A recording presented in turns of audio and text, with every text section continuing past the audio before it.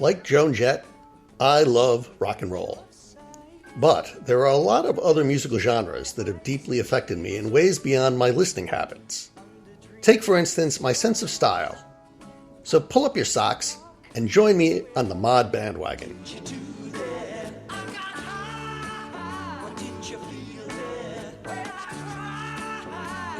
In my middle teens, I went into the closet, as it were, rummaged around for suitable outfits, and emerged a mod. What was up with that? As you may know, mod is a somewhat nebulous UK subculture which, depending on the definition, can include The Who's mid-1960s teen anthems, Paul Weller's various musical incarnations, and even today's retro stylings of the Len Price 3. Here's how mod happened to me. Like my buddies, by 15, I'd abandoned top 40 AM radio for long-form, deep-cut FM radio. I was buying my own albums, lots of Beatles, Stones, and especially the Kinks and the Who. In the Beatles movie, A Hard Day's Night, which we forensically studied whenever it ran on late-night TV, Ringo is asked, "Are you a mod or a rocker?" He pauses. No, I'm a mocker." Mods? Rockers? What was up with that? I soon discovered more mod clues. We liked the 70s sound of The Who, especially Who's Next and Quadrophenia. Upon its 1973 release, I read that Quadrophenia was based on a fictional mod kid's life in 1964 during the Brighton Beach riots between mods and rockers. In interviews with Pete Townsend, he explained how The Who had been heavily influenced by and evolved into a fixture on the mod scene.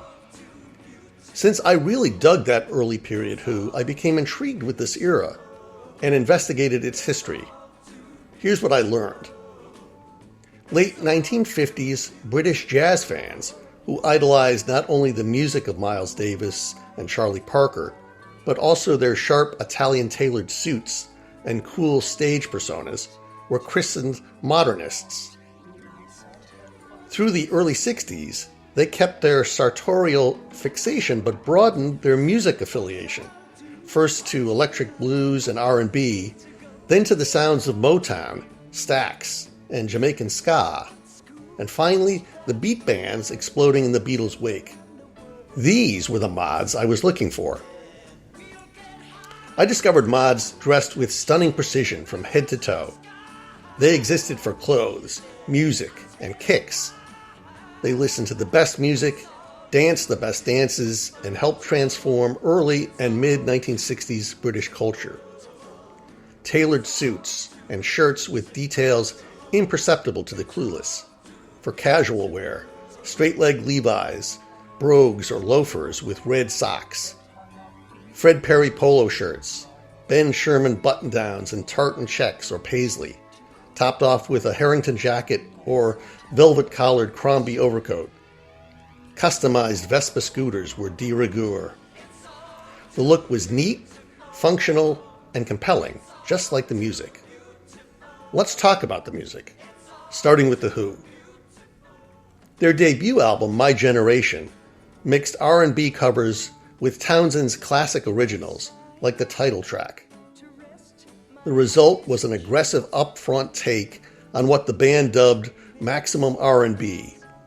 Overdriven guitar, thundering drums, melodic bass, blues-influenced vocals, all filtered through a English teenage outlook. The ultimate mod band, the Small Faces, provided a template that would remain influential for decades. There Are But Four Small Faces from 1967 is one of their best albums. It mixes R&B and soul.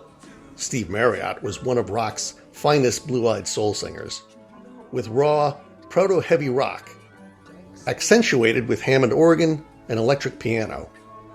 Their pinnacle, the 1968 concept album Ogden's Nut Gone Flake, mixed psychedelia with experimental pastoral material.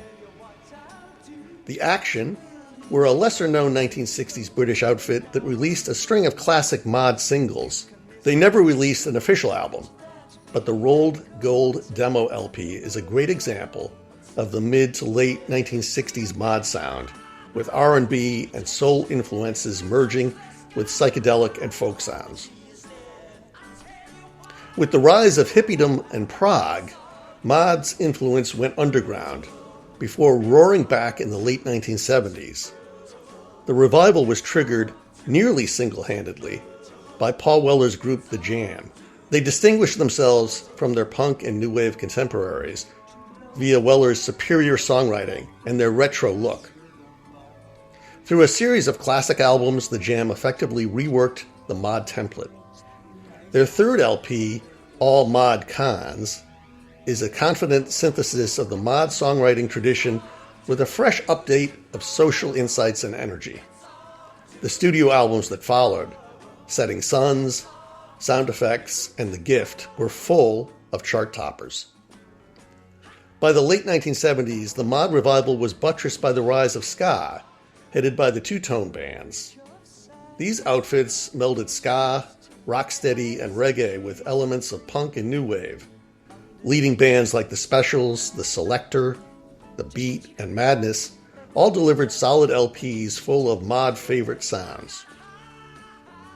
In 1982, Weller famously split The Jam at the height of their fame and launched the Style Council with keyboardist Mick Talbot, spending the next few years redefining what mod could be. The Style Council's idiosyncratic debut, Café Bleu, idealized Parisian cool, bringing in jazz and funk flavors. Follow-up, Our Favorite Shop, mixed contemporary soul with classic sounds like Stax and Curtis Mayfield. Two of Weller's solo 1990 albums, the pastoral Wildwood and 1960s-inspired Stanley Road, showcased one of Britain's finest songwriters elegantly recycling his influences while creating something entirely new out of them. During the 1990s Britpop explosion, several leading bands tinkered around mod's edges. Think Blur, The Charlatans, and later period Oasis.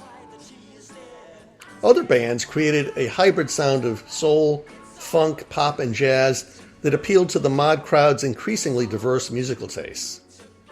Portishead, Massive Attack, and Saint Etienne, not to mention 1960s-inspired indie bands and choice hip-hop, also could be found on many mods' turntables and iPods. I must note that my own pursuit of mod style transcended just buying snappy clothes. What I also wanted was a haircut that looked like Steve Marriott in 1965 or Paul Weller in 1980. So desperately did I crave the look that when I was in London in the aughts, I made an appointment with the head stylist at the main Vidal Sassoon salon. She regretted to inform me that my hair was not straight enough to pull it off. No matter. In the years since, I've determined to slowly go bald instead. I also bought a 2001 Mini Cooper S, customized it with mod checkerboard roof and mirrors, just like Weller's. My vanity license plate, The Jam, led to endless inquiries about the extent of my Pearl Jam fandom. Editor's note: I liked them, sure, but not enough to memorialize them on my car. Anyway, mod is, and always has been, a more sophisticated vehicle than the casual observer might think, whether that's via clothes, music, reading, culture, or general lifestyle. And that's really the contradiction at mod's heart: pushing forward while obsessing over the past.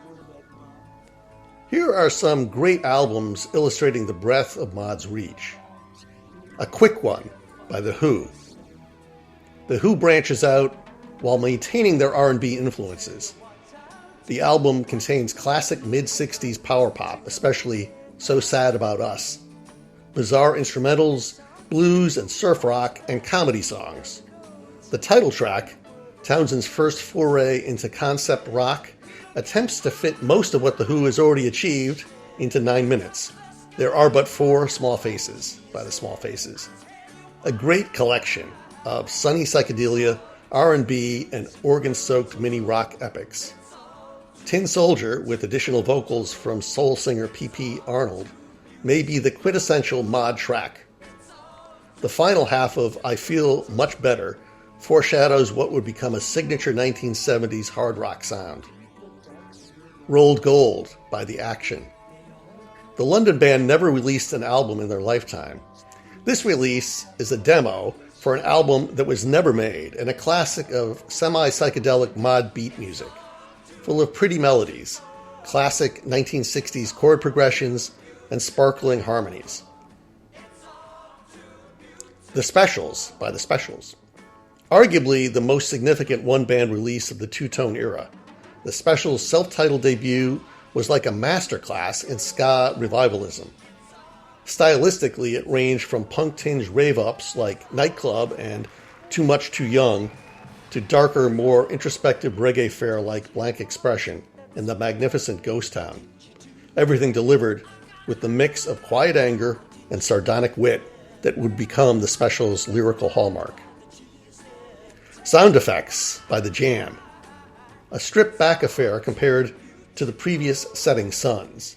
In addition to his 1960s mod heroes, Paul Weller drew on post-punk, yielding an often stark, sinewy sound. Classics abound.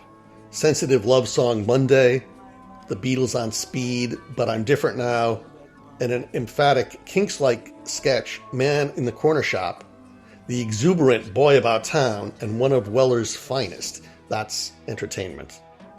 Café Blue by the Style Council. The first official album leaves out some of the biggest early singles like the simmering Long Hot Summer and euphoric Speak Like a Child, while including some questionable musical experiments.